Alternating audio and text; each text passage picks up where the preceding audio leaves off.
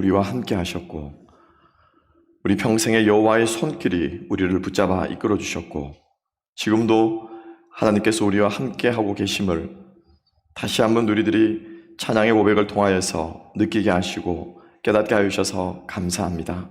영광과 존귀와 찬송을 주님 받아 주시옵소서. 부족한 우리 인생들은, 연약한 우리들은 그럼에도 불구하고 하나님은 멀리 계시고 하나님은 나를 외면하고 계시고 하나님은 내 음성을 듣지 않고 계시고 내가 내 힘으로 내 인생을 살아가는 줄만 알고 그렇게 주님 허겁지겁 또 치여서 밀려서 끌려서 살아갈 때가 너무나도 많았음을 주님 앞에 고백하며 지난 한 주간의 많은 순간 가운데도 그렇게 다르지 않은 모습들로 주님 앞에 살아갔음을 주님 고백합니다.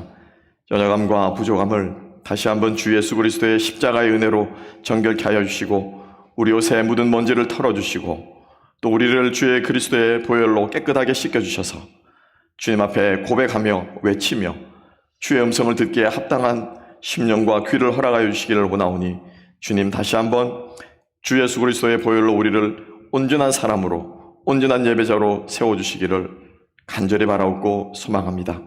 주님, 우리가 평생에 살아가면서 이 예배드리는 행위와 주님 앞에 기도하며 찬양하며 말씀을 듣는 이 행위들을 이어갈 수 있도록 주여 은혜 베풀어 주시기를 소망합니다. 코로나가, 질병이 또 그것보다 더한 많은 상황들이 우리를 하나님으로부터 이 은혜로부터 떼어놓으려고 하는 많은 것들이 우리 앞에 놓여 있을지라도 주님 그때마다 저희들을 붙잡아 주시고 주님 그때마다 저희들을 이끌어 주셔서 우리가 주님 앞에 예배자로서 날마다 세워질 수 있도록 주님 역사하여 주시옵소서. 주님, 많은 사람들이 걱정하고 두려워하며 들려오는 많은 소식들이 우리들로 하여금 근심하게 할 수밖에 없는 그러한 상황을, 그러한 시대를 저희들이 지나가고 있습니다.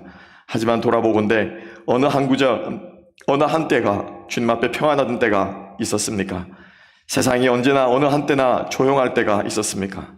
늘 우리의 마음을 어지럽히고 늘 근심하게 만들고 늘 걱정하게 만들며 혀를 차게 만드는 상황들이 늘 우리 곁에 있었던 것을 기억할 때 이 또한 지나갈 것임을 믿음으로 바라보면서 주님과 함께 이 질병의 시기들을 잘 이겨낼 수 있는 믿음의 백성들 다 되게 하여 주시기를 소망합니다. 우리에게 미래를 앞날을 소망할 수 있는 믿음을 저희들에게 주셨사오매 살아계신 주 나의 참된 소망으로 오백하는 찬양의 가사처럼 2021년도 더 주님 앞에 새로움을 소망하고 주께서 새 일을 행하실 것들을 바라보면서 달려갈 수 있는 믿음의 공동체가 되게 하여 주시옵소서. 더 주님 앞에 예배드리기를 힘쓰며 또 우리 지체들 간의 은혜와 사랑을 나누고 격려하고 위로하고 세워주기를 힘쓰면서 그렇게 우리의 인생이 함께 주님과 함께 공동체와 함께 흘러가며 세워져 갈 수 있도록 주님 저희들 한 사람 한 사람을 붙잡아 주시옵소서. 우리가 이러한 삶을 살기를 힘쓰고 나누는 동안 우리 주변의 어둠 가운데 절망 가운데 소망을 잃고 주저앉아 있는 많은 영혼들이 우리의 나눔과 우리의 모습을 바라보면서 여기에 참 생명이 있으며 여기에 참 사랑이 있으며 여기에 참 은혜가 있음을 깨달아 알아서 함께 이 자리로 나올 수 있도록 주여 저희들로 하여금 빛과 소금의 역할을 감당하여서 빛 대신 그리스도를 증거하는 우리 모두가 되게 하여 주시옵소서. 주님, 이 시간 말씀을 들을 때 우리의 귀를 활짝 열어주시옵시고 또 한 번 하나님의 음성이 우리의 영혼을 흔들며 또 한 번 하나님의 감동케 하시는 여호와의 신이 우리를 붙들고 깨닫게 하실 때 우리가 아멘으로 화답하는 기쁨이, 깨달음이 우리의 심령 가운데 넘치게 하여 주시옵소서. 감사하며 모든 말씀 날고 나신 예수 그리스도의 이름 받들어 기도하옵나이다. 아멘.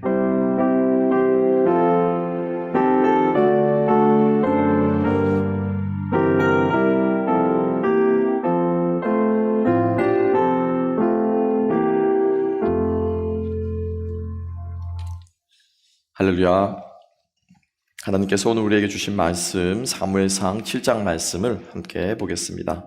사무엘상 7장 3절부터 12절 말씀 함께 보겠습니다. 사무엘상 7장 3절부터 12절 말씀입니다. 찾으신 줄 알고 제가 봉독하겠습니다.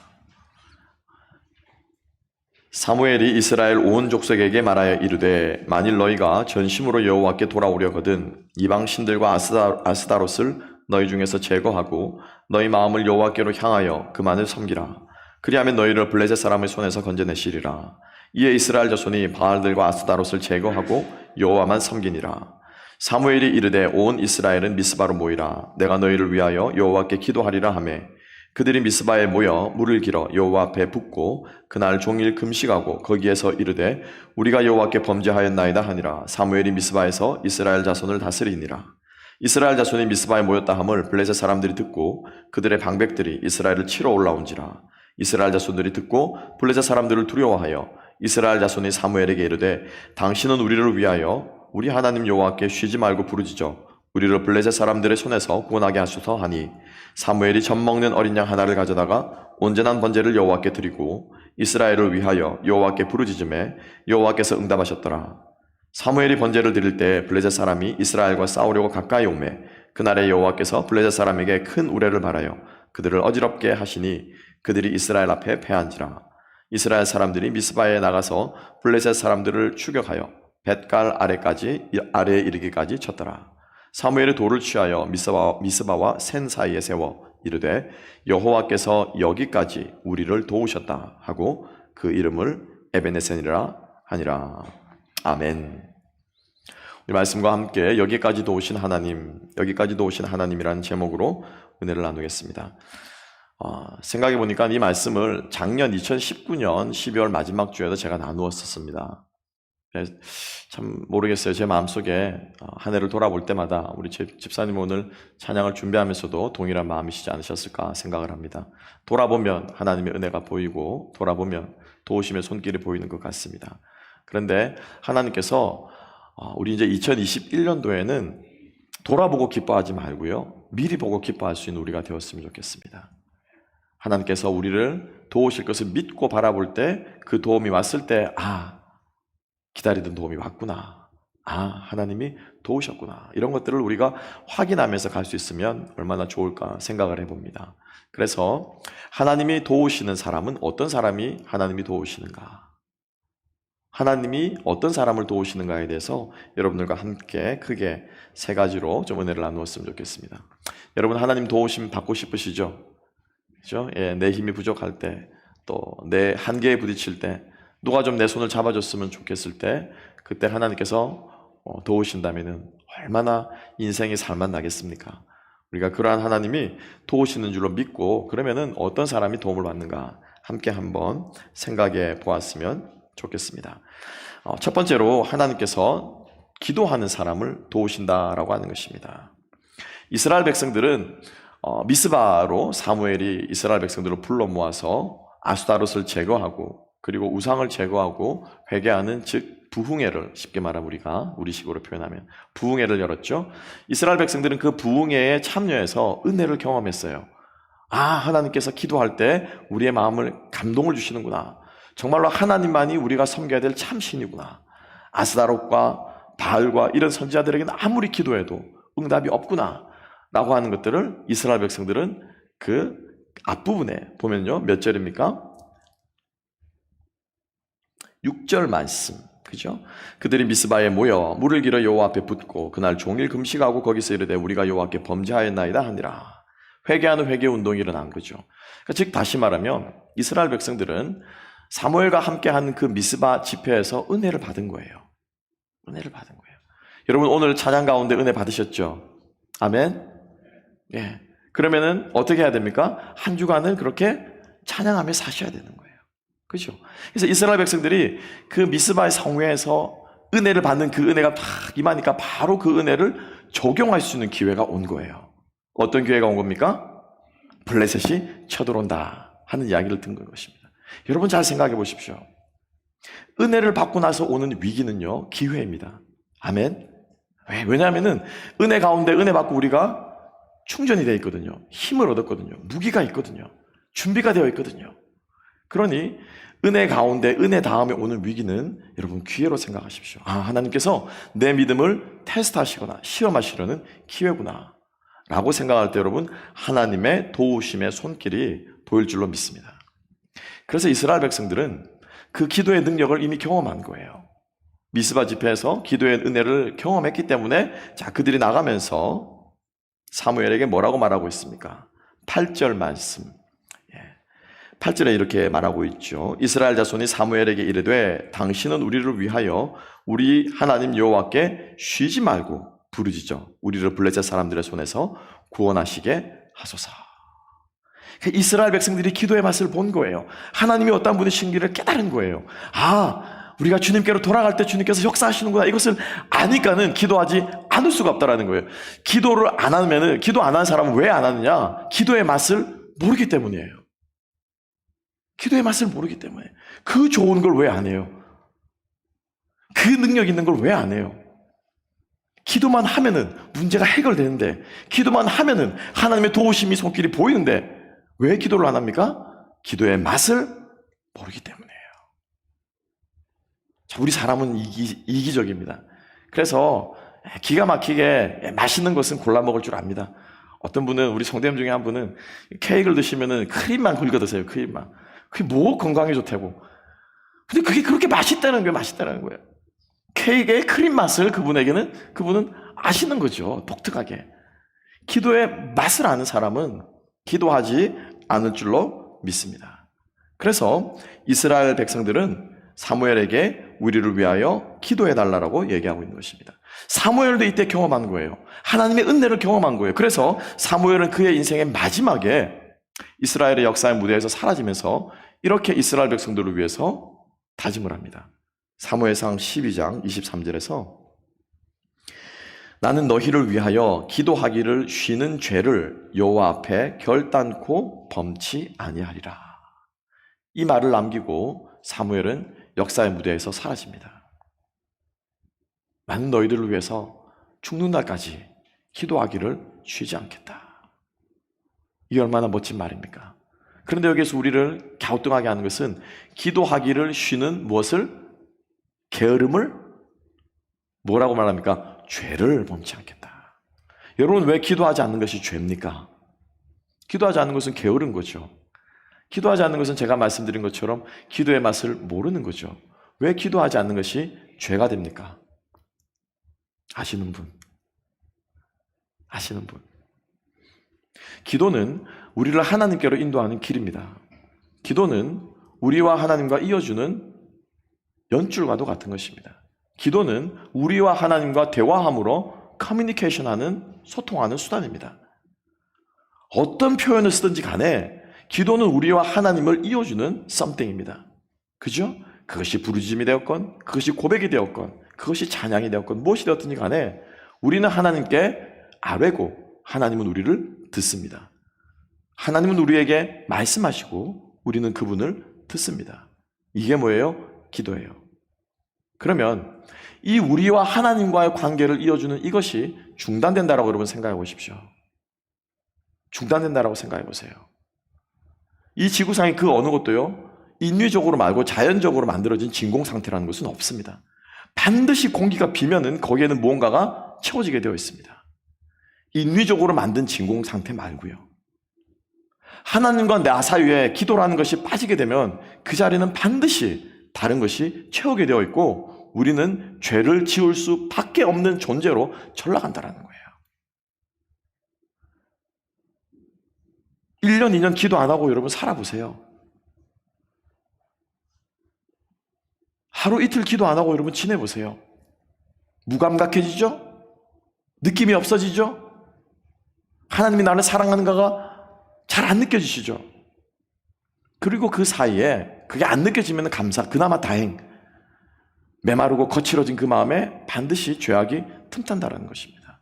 그래서 사무엘은 기도하는 것을 쉬는 것은 죄가 된다라고 경고하고 있는 것입니다. 하나님께서는 사도 바울을 통해서도 동일하게 우리들에게 말씀하십니다. 열심히 기도하라고 말하지 않습니다.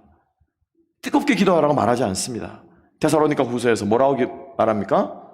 뭐라고요? 쉬지 말고 기도하라. 쉬지 말고 기도하라. 즉 다시 말하면 끊임없이 하나님과 닿아 있어라. 끊임없이 나와 연결되어 있어라. 그래서 기도하지 않는 인생에게 기도거리를 주시는 거예요. 근심거리를 주시고 고민거리를 주시는 거예요. 그것을 통해서나마 기도하라고. 당자가 지 손에 돈이 있으면은 그 탕자는 평생 가도 아버지께 돌아오지 않습니다. 지 손에 돈이 떨어져 보니, 지 손에 먹을 것이 떨어져 보니 그제서야 아버지 집에 밥이 그리운 거예요. 기도하라고 기도의 제목을 주시는 거예요. 왜요? 도와주시려고. 도와주시려고. 하나님께서 우리를 도와주시려고. 여러분, 주님 앞에 기도함으로 도움받는 인생들 될 수 있기를 주님의 이름으로 축복합니다. 실제로 통계조사 한국 크리스천 1000명을 대상으로 설문조사를 했습니다. 당신은 하루에 얼마나 기도하십니까? 라는 질문에 10분 이하라고 대답한 사람이 남자 성도들은 60%, 여자 성도들은 50%, 절반 이상이 10분 이하도 기도 안 한다는 거예요. 10분 이하도. 여러분들이 하루 동안 이렇게 생각해 보십시오. 여러분들이 직장 동료, 가족들 중에서 여러분 10분 이하로 대답하고 대화하는 것을 안 하는 사람이 있습니까? 아마 없을 거예요. 모르겠어요. 직장 동료 중에 꼴보기 싫은 인간이 있으면은 그 인간하고는 말 섞여도 싫으니까는 이렇게 피해가고 하는 사람이 있으면 모르겠습니다만 최소한 5분 정도는 5, 6분 정도, 10분 정도는 말 섞어 이야기를 할 거예요. 우리 주님과 대화하는, 이야기하는, 그리고 그러면서 주님의 관계를 유지하는 저와 여러분 될 수 있기를 소망합니다. 기도하는 인생에게 하나님께서 도우신 줄로 믿습니다. 제리 레빈이라고 하는 CNN 팔레스타인 특파원이 있습니다. 올 2월에 작고를 했는데 그 사람에게는 아주 유명한 간증거리가 있습니다. 이 사람이 레바논에서 취재를 하다가 회교도들에게 잡혀서 감옥살이를 하게 되었습니다. 근데 아주 안타깝게도 그가 감금된 곳은 독방이었습니다. 대개 독방 아시는 것처럼 독방에 갇힌 사람은 오래 버티지 못하고 정신 이상 증세를 보이기 시작하죠. 그대로 방치하게 되면 미치게 되는 것입니다. 이 사람도, 제리 레빈도 역시 독방에 감금된 지 며칠이 지나자 미쳐버릴 것만 같은 거예요. 빛이 들어오지 않고 아무도 자기에게 말을 걸어주지 않고 정신 착란 증세를 일으킬 것만 같은 며칠이 지나자 죽음의 벼랑 끝에 서 있음을 절감하던 중에 갑자기 자기 아내가 한 말이 생각났어요. 입버릇처럼 아내가 이렇게 얘기했습니다. 하나님은 살아계세요, 여보. 어려움 당할 때 하나님께 기도하세요. 하나님께서 당신을 도와주실 거예요. 그럼 이게 뭐라고요? 이게 늘 듣는 말이잖아요. 신목사가 늘 여러분들에게 잔소리하는 거잖아요. 여러분들의 사랑방자님들이 늘 여러분들에게 하시는 말씀이잖아요. 기도하세요. 기도하면 들어주십니다. 그 말이 뭐라고? 그 절대절명의 상황에서 독방에서 미쳐버릴 것 같은 일보 직전에 그 말이 생각이 난 것입니다.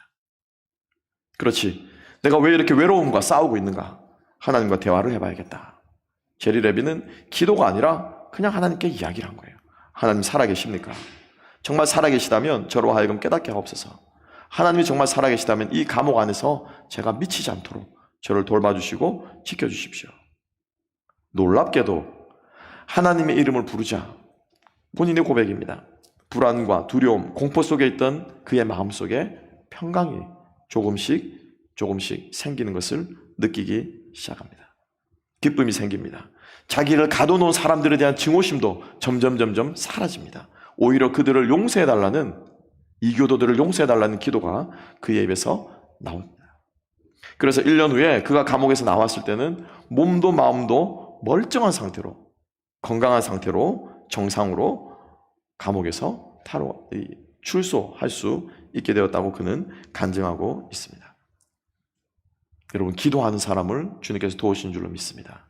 하나님과 대화하는 사람에게 주님께서 도움의 손길을 펼치시는 줄로 믿으시기 바랍니다. 지금 여러분들이 오늘은 저의 이 말씀을 잔소리 들으셔도 좋아요. 우리 목사님 늘 그 앞에 서가지고 그렇게 말씀하셔야 되니까 하나보다. 그렇지만 여러분, 정말 여러분들의 인생에 절대절명의 순간에 이 말씀을 기억하시고 기도하는 우리가 되었으면 좋겠습니다. 두 번째입니다. 하나님은 예배하는 예배자들을 도우십니다.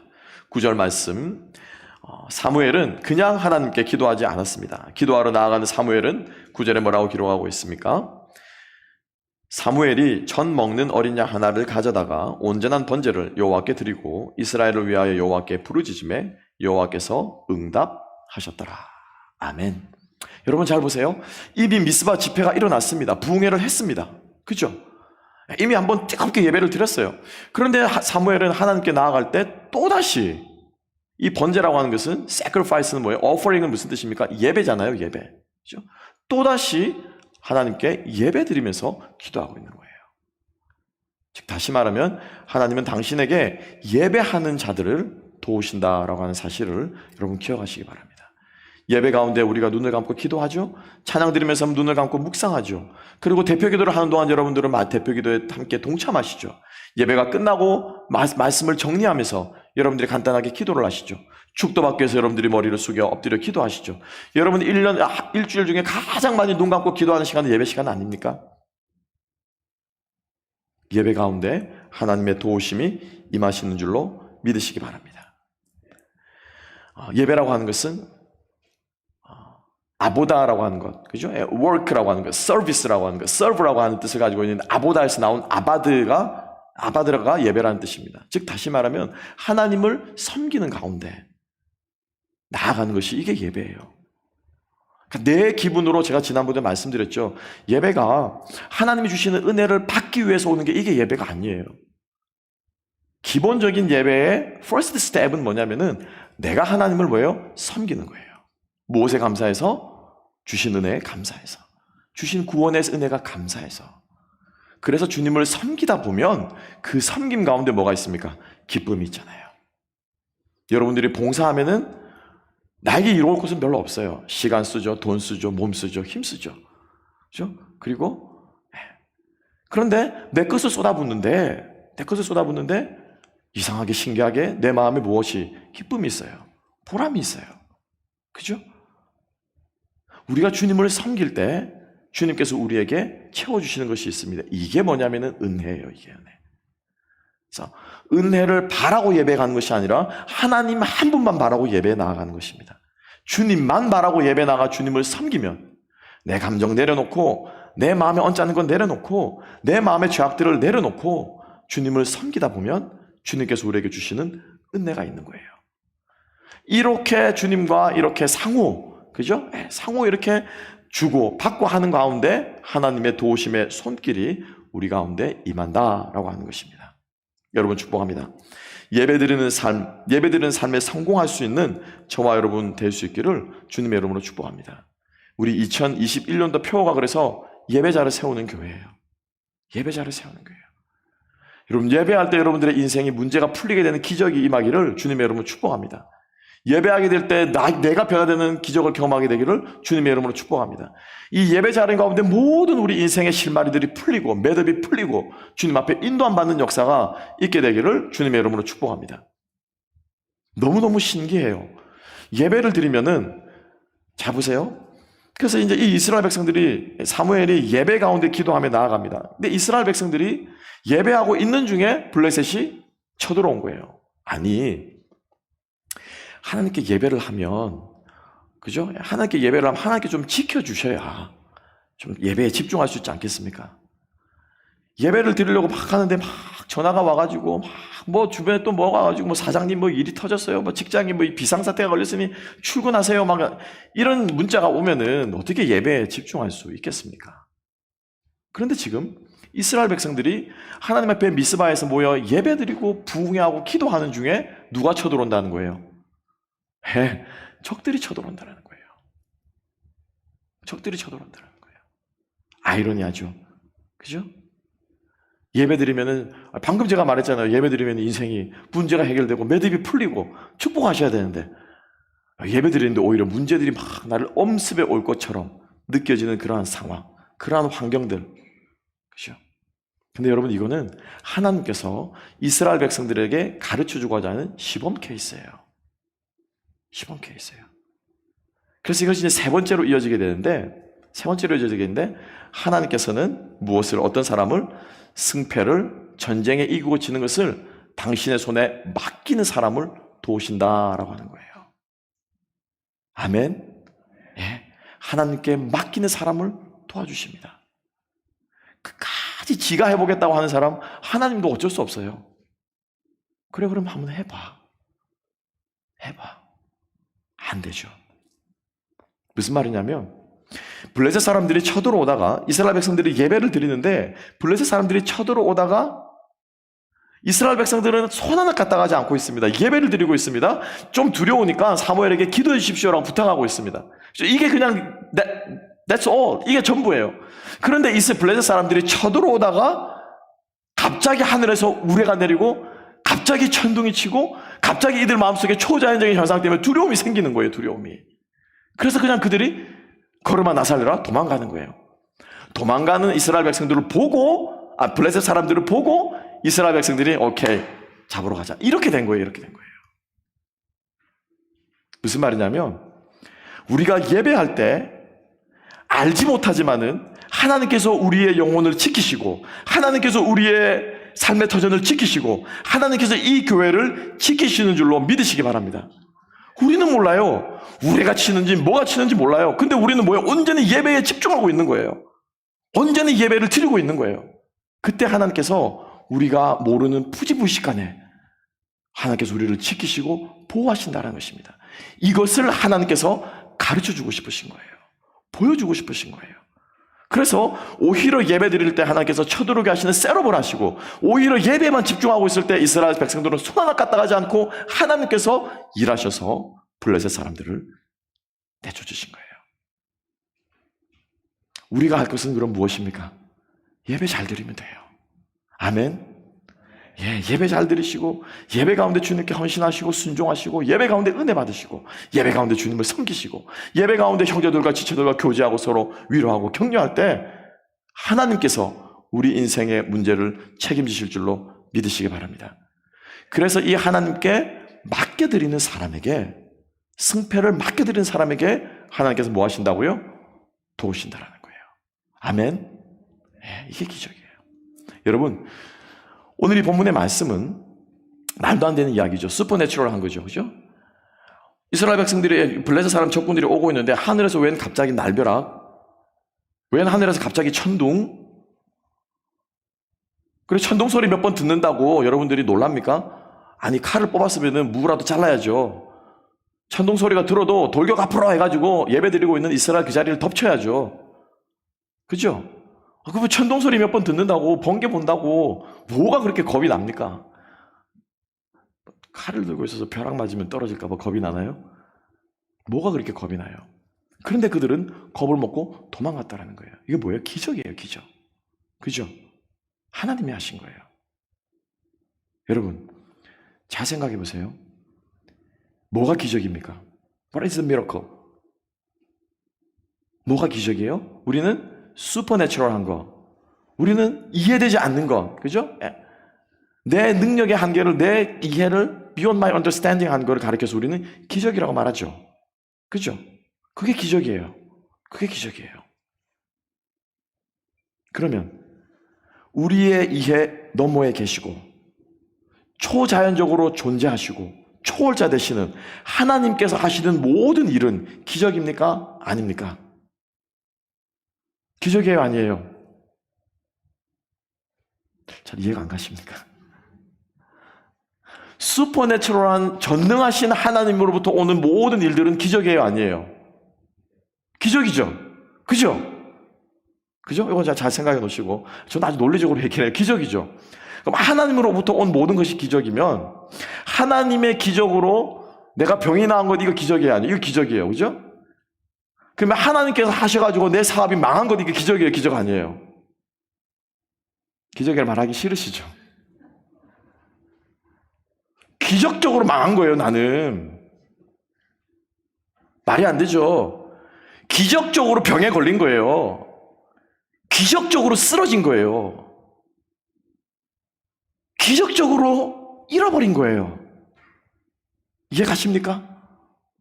예. 하나님이 하신 것은 뭐예요? 기적이에요. 우리는 좋은 일에다 기적을 갖다 붙입니다. 놀라운 일에만 기적이라는 말을 갖다 붙입니다. 아니요. 성경적인 의미에서 biblical, 그죠? Biblical meaning of miracle is everything comes from God. 그죠? Whatever God does for us. 이게 뭐예요? 이게 기적이라는 거예요. 이게 기적이라는 거예요. 그래서 하나님께서 이것을 가르쳐 주시기 위해서 이스라엘 백성들이 예배에만 집중하고 손가락 하나 까딱하지 않을 때 하나님께서는 블레셋 백성들을, 군사들을 물리치신 거예요. 여러분 축복합니다. 여러분들의 삶 가운데 하나님의 기적이 많이 일어나시기를 주님의 이름으로 축복합니다. 하나님 아니면 할 수 없는 것, 하나님께서만 하실 수 있는 일들, 하나님으로부터 온 모든 것, 우리가 이것을 기적으로 받을 수 있는 저와 여러분, 믿음의 눈이 열리는 저와 여러분 될 수 있기를 주님의 이름으로 축복합니다. 그래서 우리의 기도는 어떤 기도가 되어야 되느냐? 하나님, 내 인생에 개입해 주십시오. 하나님, 제가 예배드리고 있는 동안 내 문제에 개입해 주십시오. 하나님, 내가 당신을 찬양하고 있는 동안 내 상황에 개입해 주십시오. 내 마음에 개입해 주십시오. 내 문제에 개입해 주십시오. 이거면은 끝나는 거예요. That's it. That's all. 그죠? 이거 해달라 저거 해달라 그거는 하나님이 알아서 하실 거예요. 이 문제에 개입해서 이 문제를 풀어주실지, 이 문제에 개입해서 나로 하여금 망치로 내 머리를 한 대 쳐실지, 이 문제에 개입해서 나로 하여금 깨닫게 해주실지, 이 문제로 하여금 이 문제를 통해서 나를 겸손하게 하실지, 그것은 하나님 몫이에요. 그건 하나님께 속한 거예요. 전쟁은 누구에게 속했다? 여호와께 속했다. 잠언 말씀은 분명히 우리들에게 이야기하고 있죠. 사람은 전쟁을 위해 마병을 준비하지만 전쟁에 이기고 침은 여호와께 달려있느니라. 아멘. 주님의 손에 맡겨드리심으로 도움을 얻을 수 있는 저와 여러분 될 수 있기를 주님의 이름으로 축복합니다. 마지막으로 말씀을 정리하면서 오늘 주제인 에베네셀의 뜻 다시 한번 우리 마음속에 새겨봅시다. 하나님께서 여기까지 우리를 도우셨습니다. 이스라엘 백성들은 사무엘은 전쟁에서 이기고 나서 에베네셀이라고 이름한 큰 비석을 세웁니다. 돌을 세웁니다. 그런데 그 돌을 세워놓은 장소가 미스바예요. 미스바. 여러분, 미스바가 어떤 곳이었습니까? 하나님께 예배드렸던 장소. 그죠? 보통 이렇게 전쟁을 기념하면 적장에 목을 치고, 구약성경에도 많이 나옵니다. 그죠? 적장에 목을 치고 가져와가지고 거기에다가 돌을 쌓든지, 압살롬 그때 죽고 나서 묻어가지고 돌무더기 쌓았잖아요. 그렇게 하는 것이 보통 다반사일 텐데 그들이 예배드렸던 그 장소에서 돌을 쌓고 하나님의 도우심을 기념했다라고 하는 것입니다. 야곱도 똑같았어요. 야곱도 그의 인생에 베델에서 하나님을 만났죠. 거기에서 돌을 쌓고 하나님께 제사를 드렸어요. 그리고 그의 인생에 힘들고 어려운 일이 있을 때마다 베델에 가서 하나님을 부르고 하나님을 찾았다는 것입니다.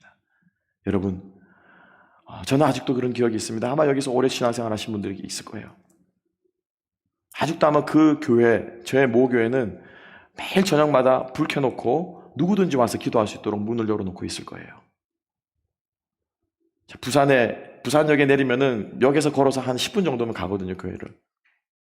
지금은 이제 저희 집이 아니죠. 저희 동네가 아니죠. 근데 부산역에서 내려가지고 10분만 걸어가면은 저희 교회가 있습니다. 저는 고향에 갈 때마다 집에 먼저 가지 않았어요. 항상 기차역에 내리면은 제가 신앙생활하던 교회를 갔습니다. 항상 그 소예배실. 거기 가서 기도하고 집으로 돌아가는 그러한 습관이 저에게 있었습니다. 여러분, 예배 자리를 기억하시고 여러분들이 삶 가운데 어렵고 힘들 때 이 예배 자리를 생각하시고, 그리고 이왕이면 오며 가며, 우리 교회 교통 좋다면서 사람들마다 다 얘기하더라고요. 그죠? 우리 성도님들은 많이 예배해요. 근데 왜 오는 사람은 없는 거야? 더 많이 오셔야 되는데. 여러분, 오시며 가시며 잠깐 들려서 문이 잠겨 있으면 저를 부르세요. 목사님, 문 잠겼는데 어디 계세요? 어디 놀고 계세요? 빨리 오세요. 문 열어주세요. 기도하러 왔어요. 이곳에서 기도가 끊이지 않고 예배가 끊이지 않고 정말 이곳이 여러분들의 신앙생활에 정말로 추억할 수 있는 보금자리가 되었으면 좋겠습니다. 그래서 여러분들의 인생에 힘들고 어려울 때마다 정말로 여기 항상 불 하나 켜놓고 있거든요. 그래서 이 예배당에서 여러분들이 주님의 도우심을 경험하시고 주님의 은혜를 경험하시면서 우리가 기념하며 신앙생활할 수 있는 우리가 되었으면 좋겠습니다. 2008년도에 타계한 구소련의 노벨상 수상작가 한 번쯤은 들어보셨을 거예요. 알렉산더 솔제니친이라고 하는 사람이 있습니다. 이반 데니소비치의 하루나 그리고 수용소 군도라고 하는 소설로 아주 유명한데요. 그 이반 데니소비치의 하루라는 소설로 이제 노벨 문학상을 탔어요. 근데 우리가 잘 아는 것처럼 이 사람이 그 소설은 자기의 실제 경험, 실제로 시베리아 수용소에 갇혔던 자신의 경험을 바탕으로 한 소설입니다. 이 사람이 강제노동에 시달리던 어느 날 정말 인내의 한계를 느꼈던 거죠. 그의 손에 들고 있던 삽을 내버리고 의자에 털썩 주저앉았습니다. 그 다음에 벌어지는 해프닝은 똑같습니다. 왜냐하면 보아왔거든요. 삽을 놓거나 도구를 놓고 앉아있는 순간 바로 감시관이 달려와서 몽둥이를 흠씬 두들겨 팹니다. 쓰러질 때까지, 반죽음이 될 때까지 패서는 끌고 가는 것이죠. 모든 것을 더 이상 나는 더 이상 못하겠다, 더 이상은 안 된다라고 내려놓고 죽일 테면 죽여라는 마음으로 털썩 주저앉아 있는데, 감시관이 달려오기 전에 수척해 보이는 죄수 한 명이 솔제니친에게 조용히 다가왔다고 합니다. 그는 말 한마디도 하지 않은 채 조용히 바닥에다가 십자가를 그리고는 황급히 자기가 작업하던 일자리로 돌아갔다고 합니다. 솔제니친은 땅에 그려진 두 줄에 겹쳐진 십자가 그 선을 바라보았습니다. 그런데 그 순간 그 십자가의 형상이 자신의 모든 절망을 바꿔놓기 시작했다고 고백합니다. 소련보다 더 큰 힘이 존재한다. 그리고 모든 인류의 소망은 그 작은 십자가 형상으로 상징될 수 있다. 훗날 그는 자신의 저서에서 이렇게 고백하고 있습니다.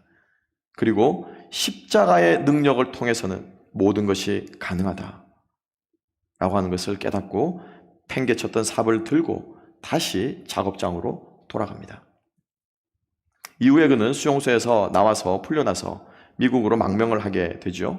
그리고 1970년대에는 노벨 문화상을 탔고 1983년에는 소련에서 종교를 다시 부활시킨 개척자라는 점에서 종교계 노벨상이라 불리는 템플턴 상을 수상하게 됩니다. 그 안에 십자가의 은혜가 있었기 때문에, 그 안에 하나님의 사랑이 있었기 때문에 그 교도소 바닥에서, 수용소 바닥에서 그려졌던 그 십자가 하나가 끝까지 그의 삶을 붙들어 주었고, 그 수용소는 그에게서 더 이상 수용소가 아니라 인생의 전환점이 된 것이죠. 죽음 앞에서 하나님을 만난 것입니다. 제리 레빈과 알렉산더 솔제니친의 공통점이 무엇입니까? 하나님께서 그들과 함께 하실 때 감옥은 더 이상 감옥이 아니었습니다. 수용소는 더 이상 수용소가 아니었습니다. 미스바는 더 이상 전쟁터가 아니라 그곳은 예배 장소가 되었던 것이죠. 여러분 축복합니다. 여러분들의 인생 가운데 정말로 수용소와 같은 상황이, 문제가, 감옥과 같은 여러분들의 환경이 주님과 함께 하심으로, 주님께서 도우심으로 그것이 여러분들의 인생의 큰 터닝 포인트가 되는 예배 장소가 될 수 있기를 주님의 이름으로 축복합니다. 기도하겠습니다. 하나님 아버지 감사합니다. 그렇습니다, 주님.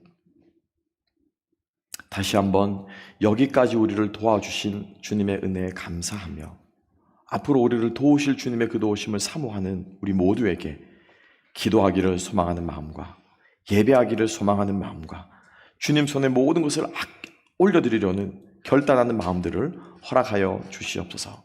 그래서 주님 2021년도에는 더 풍성한 하나님의 도우심의 손길, 기적의 손길들을 경험하며 간증하며 살아가는 우리 모두가 되게 하여 주시옵소서. 감사함의 모든 말씀 예수님 이름으로 기도합나이다. 아멘.